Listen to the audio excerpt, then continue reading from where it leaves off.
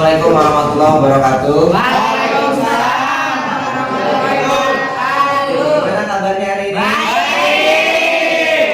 Nah, hari ini Pak Andre akan menyampaikan informasi kepada kalian. Informasi ini cukup penting, yaitu tentang mengapa kurikulum perlu berubah. Ya. Kenapa tuh Pak? Yang pertama, menurut Ralph Taylor itu kurikulum adalah semua pelajaran murid yang direncanakan serta dilakukan pihak sekolah guna mencapai tujuan pendidikan.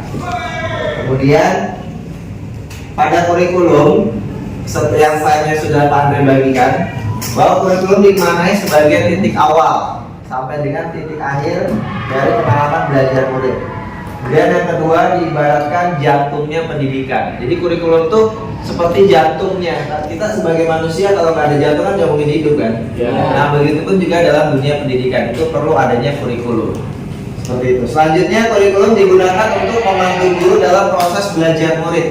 Jadi bapak ibu guru kalian ketika memberikan pelajaran kepada kalian itu disebutnya kurikulum, sehingga nanti kurikulum itulah yang menjadi patokan kita, menjadi basic kita sebagai bapak ibu guru menyampaikan informasi materi pelajaran kepada murid-muridnya. Selanjutnya kurikulum bersifat dinamis dan terus berkembang mengikuti perkembangan zaman. Lanjut. Nah, menurut Ki Hajar Dewantara, pendidikan itu bertujuan untuk menuntun segala kodrat pada anak agar mereka dapat mencapai keselamatan dan kebahagiaan yang setinggi-tingginya.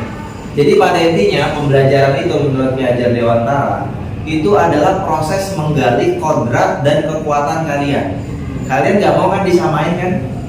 Jangankan sama teman kamu nih yang beda orang tua, kamu dengan adikmu aja nggak mau kan kalau disamain? Iya dong. Nah begitupun juga dalam dunia pendidikan. Pada kurikulum Merdeka Belajar ini, kurikulum Merdeka Belajar itu tahu nggak bahwa setiap anak itu dihargai dan diakui kodratnya masing-masing. Jadi bapak ibu guru hanya sebagai fasilitator, bertugas memfasilitasi kalian untuk menggali setiap potensi anak didik yang ada di sekolah maupun yang ada di dalam kelas tersebut. Oleh karena itu, pembelajaran dan kurikulum yang diselenggarakan harus menyesuaikan dengan kebutuhan murid. Tentu kalian setiap orang memiliki perbedaan dalam gaya belajar. Ada di antara kamu yang senang belajar pakai baca buku. Ada yang nggak senang baca, senangnya lihat YouTube.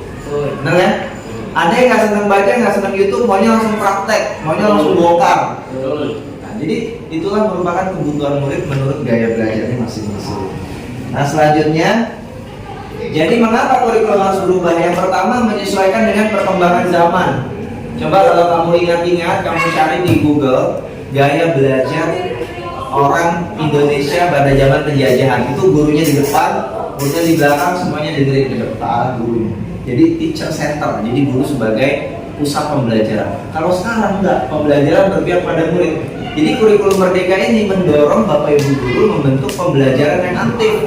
Jadi kalian nggak perlu kaget, kok pelajaran sekarang gurunya sedikit bicara ya, tapi kita disuruh nyari sendiri. Gurunya menyediakan bahan pembelajaran, kalian yang cari sendiri materi-materi itu. Kemudian yang kedua menyesuaikan karakteristik sekolah dan kebutuhan murid. Jadi kurikulum Merdeka ini nggak sama seluruh Indonesia, harus menyesuaikan dengan keadaan sekolahnya. Kalau kita misalnya dengan Kelapa Gading, maka pelajaran yang paling pas misalnya contoh PKWU itu bisa mengangkat tema bagaimana cara membuat misalnya toko online shop. Karena kita dekat Kelapa Gading, dekat mall. Mungkin kalau sekolah dekat pantai, nanti beda lagi ceritanya. Proyeknya beda lagi. Nah itu yang dimaksud dengan karakteristik sekolah. Nah kemudian selanjutnya menyiapkan generasi yang mampu memandang kesempatan dan visioner. Jadi kurikulum Merdeka itu kalian diberikan kesempatan yang seluas-luasnya melalui proyek penguatan profil pelajar Pancasila.